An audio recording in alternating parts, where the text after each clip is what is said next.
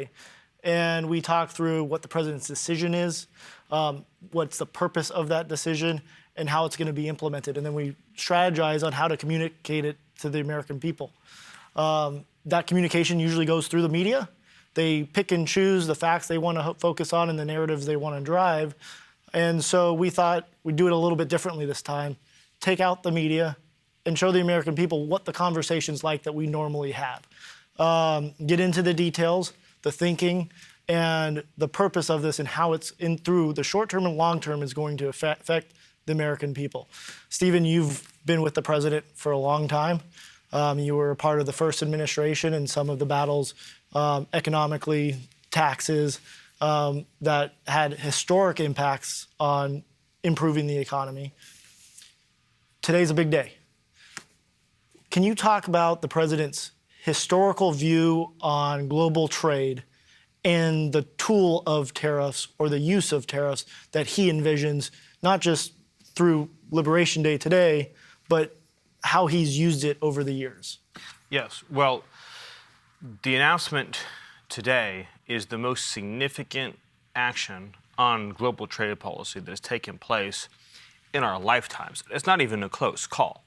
I mean, this is probably the biggest event that's happened on global trade since the very ill-fated decision that we are now reversing of knocking down all of America's trade tariffs and revenue policies that led to the offshoring and outsourcing of all of our industries. So this is the great reversal of that great betrayal, is how I look at it. So in the 20th century, successive American presidents knocked down all of the policies that we had to protect American industry, and they did insane things like letting China into the World Trade Organization, as an example. And we watched all of our factories go overseas. This is the complete reversal of that. This is the great onshoring, the great reshoring of American jobs and wealth. So if you look at America today, we're totally dependent on foreign countries for the supplies that make this country run, for all of the essential goods, materials, manufactured products that make it possible for us to live our lives. Our cars, our electronics, all the materials that go into our homes, our buildings, our medical supplies, our entire supply chains are completely embedded in foreign countries. So if there's a national emergency of any kind, and a country shuts off an import or a foreign power embargoes a sea lane, we are then left defenseless, helpless, because of the decisions that prior leaders made that President Trump is now reversing to let all of these industries leave our country. And so what he's doing today is, for the first time ever, he's saying that if you have stolen our jobs and therefore threatened our national security, we will apply a reciprocal tariff based on the degree of your misconduct. So for countries like China, for example, they will see a very high tariff rate because they've engaged in the most egregious conduct that threatens our national security. For countries that have severe but not as severe misconduct, they'll see a moderate but not as high tariff rate.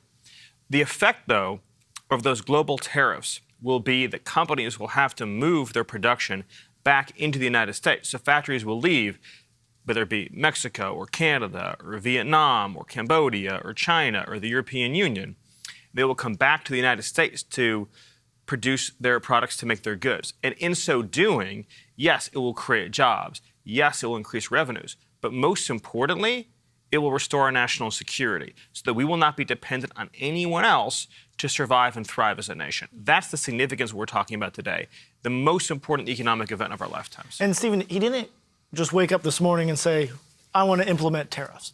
You talk about the national security crisis, but this is something the president has thought about, discussed, contemplated for years, decades? Yes, his entire professional life. If you go back to interviews with President Trump in the 1970s, he's been speaking passionately about this issue. And he warned, for example, in the 1980s about all of our critical industries moving to, at that time, Japan. And he warned for years as well about the loss of our automotive industry, which is an essential element for national security. Those supply chains are essential for our ability to protect and defend our country, to make automobiles. And he's been focused on this issue for decades. He took out an entire one-page ad in the New York Times in the 80s talking about the threat of Japanese mercantilism and all the unfair trade practices they had that were killing our manufacturing. Yes. So Jameson, the devil's in the details, as they say. So what are the details of this plan? Sure. Well, Stephen just highlighted some of these. First of all, we're doing a reciprocal tariff, right? This is a golden rule for the golden age. We treat them how they treat us.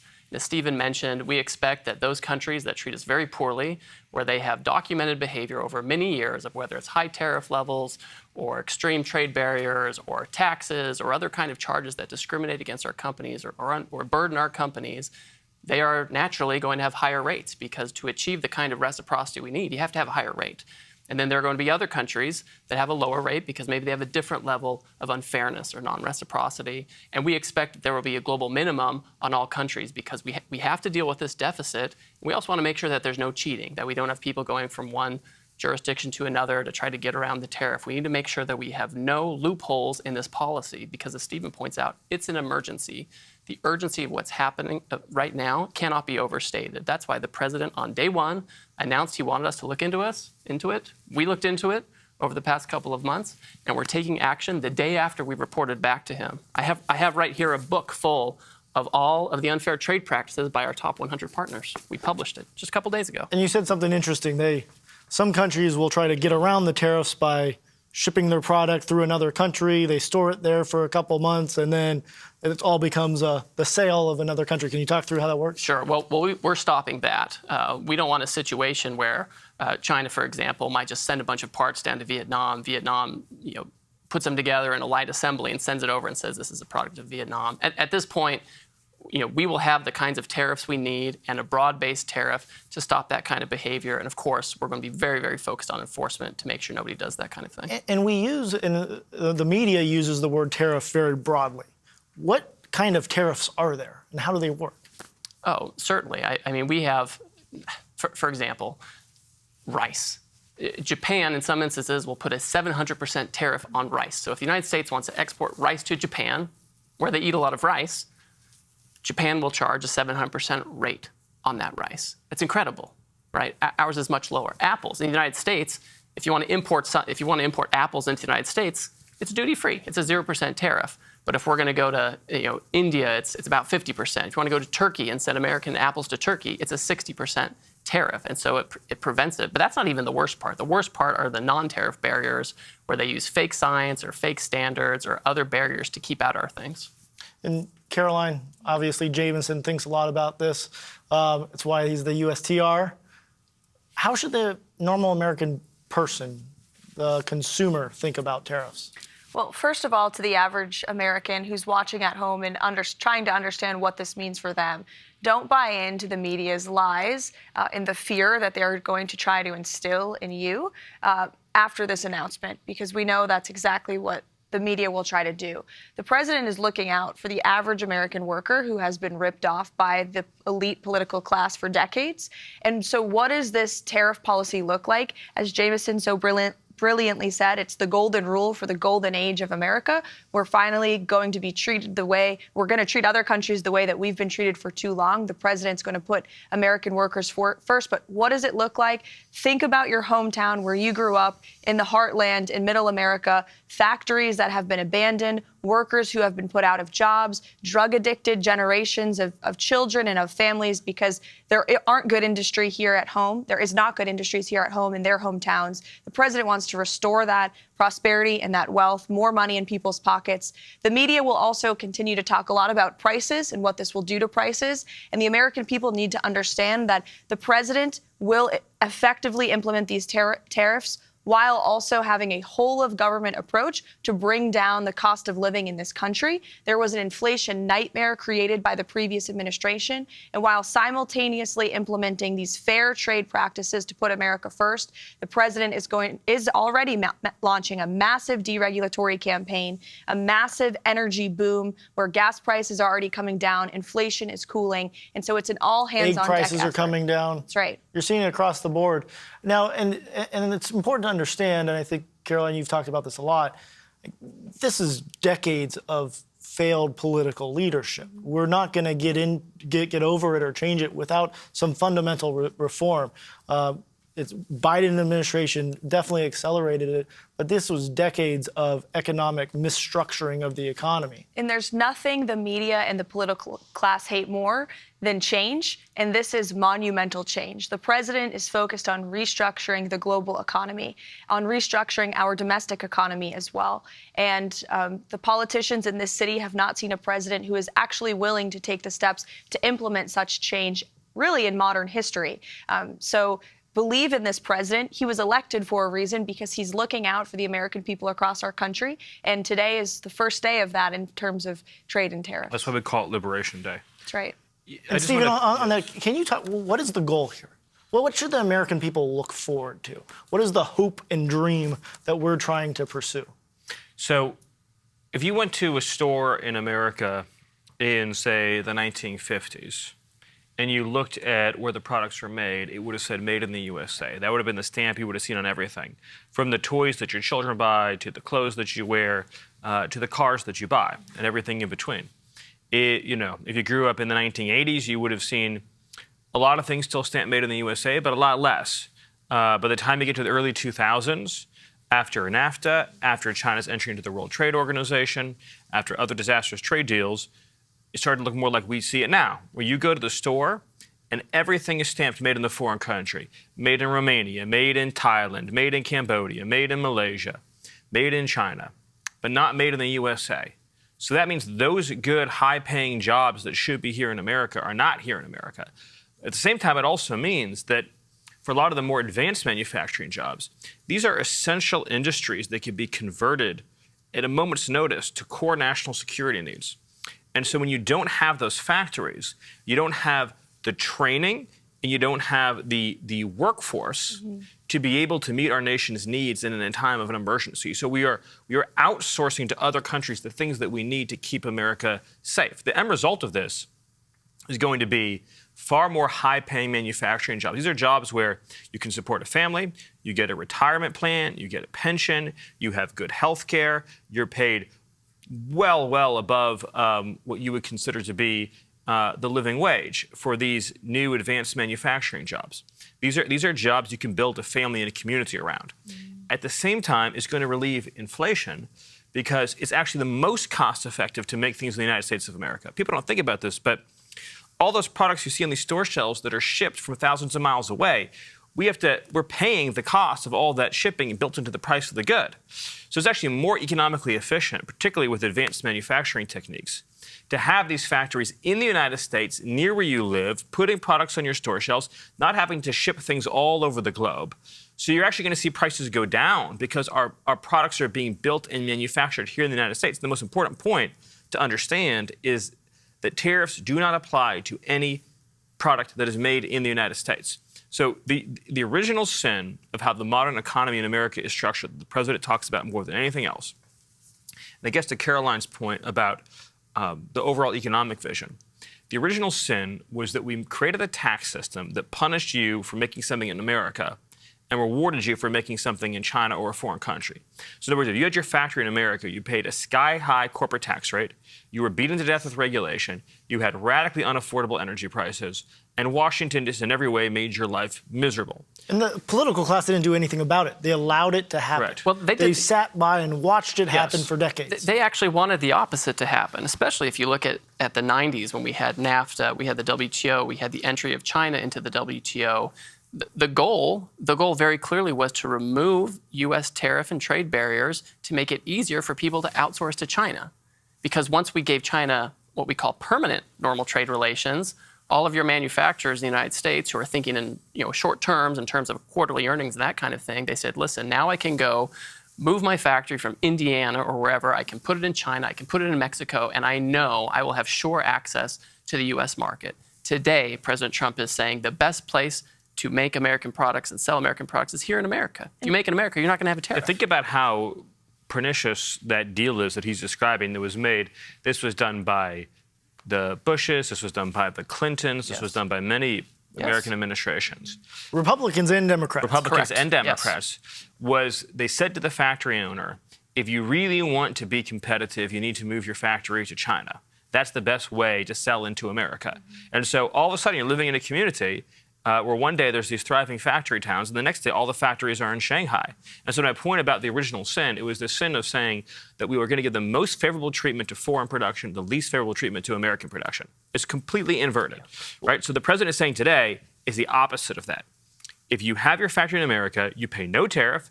We are going to reduce your taxes, and we're going to reduce your regulations and reduce your energy costs. So you're going to get the best possible deal, but you have to do it here. And to anyone questioning the effectiveness of the president's trade and tariff agenda, look at what has happened before Liberation Day. We have had billions and billions of dollars Billions, worth of 2.7 now? great investments, yes, into our country. You have some of the biggest companies in the world like Apple and Hyundai announcing investments in American communities. That are jobs in these communities, that's manufacturing in these communities. Those are American families who are going to now be able to live the American dream because of these investments, and the tariffs haven't even been implemented. So President Trump is serving as America's businessman in chief, America's negotiator in chief, by encouraging and incentivizing, for once, finally, for these companies to do business here. We have the labor, we have the resources, we have the best market in the world. There's no reason we shouldn't have a president who's trying to champion America and America First policies. And Karoline, he had identified the problem,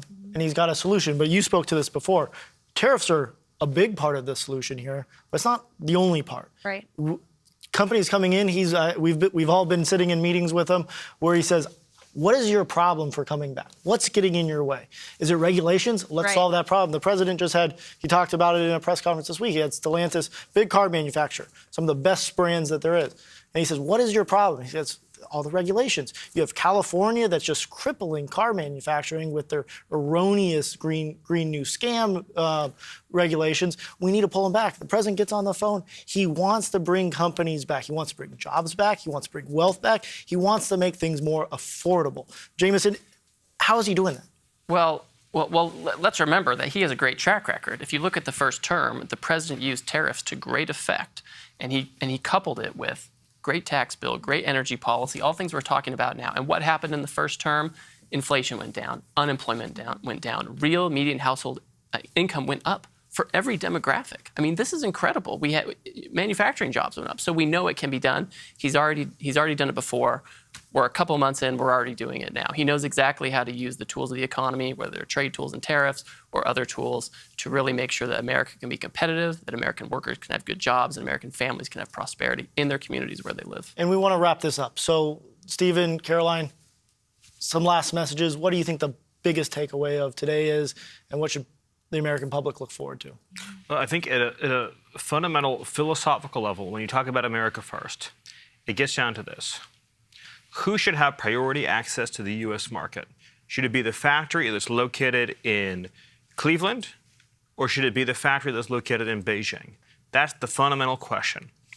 The radical left corporate media, the globalist corporate media that is attempting to criticize this plan take the view that the best place to put your factory should be in Beijing or Shanghai or Bangkok or anywhere but the United States of America.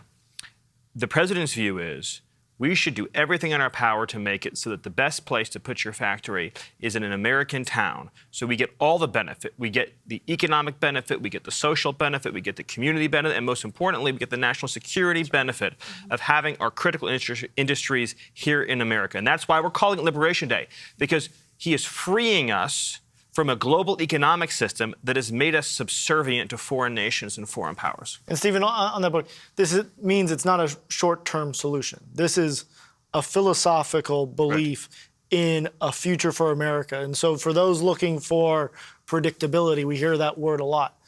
You can predict this policy will remain in effect. Correct. The predictability is the absolute certainty that this program will remain in effect, that we will continue to have policies and continue to have tariffs that will ensure that we have the national security needs of our country met, and that means American industry inside of the United States of America. It's actually the most stable and predictable policy because everyone in the world knows if I want to sell to America, just move your factory to America. Nothing is clearer, more stable, more predictable than that. You want to sell to Americans, then get your company, get your business, get your plant, and move it to America. That is the most predictable. And on top of that, we're going to have regulatory certainty, tax certainty and energy certainty. So this is the definition of certainty and predictability. And to your point, it's not a short-term fix. It's the total realignment of the global trade system to put America first. Caroline, what's our closing message here? Closing message is every tax-paying citizen in this country should be incredibly excited about Liberation Day. President Trump is delivering on exactly what he said he was going to do for you. The golden age of America